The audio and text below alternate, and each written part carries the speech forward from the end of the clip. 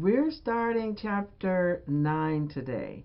And chapter 9 talks about the timeline of spiritual maturity.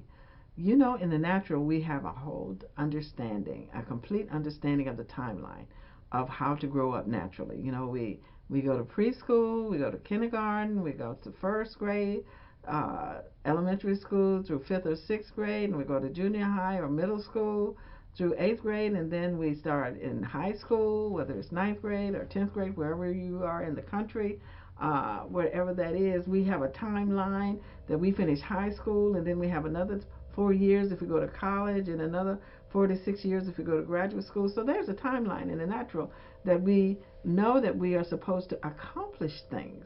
But the timeline in the spirit is really based on the individual.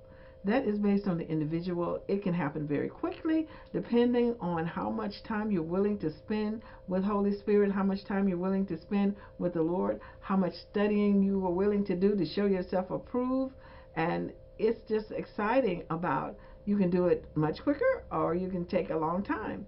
But the things that are to be considered are, when does it begin? When does it end?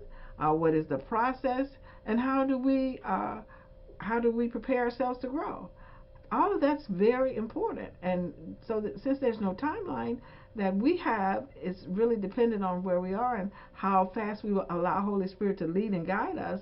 Then we can be able to not compare ourselves to other people in any kind of ways. We shouldn't do that anyway. We should not compare ourselves with anyone, because we're each uniquely, beautifully, wonderfully made by God.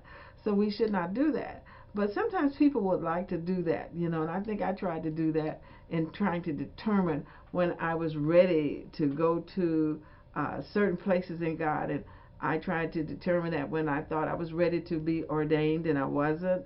And so, but when it was time for me to be ordained, I was.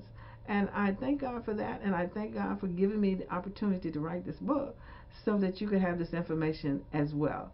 So take the time, go through this chapter 9, and we're talking about the timeline for spiritual maturity.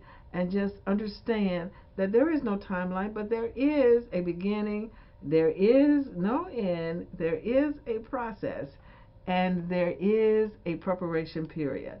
Enjoy chapter 9.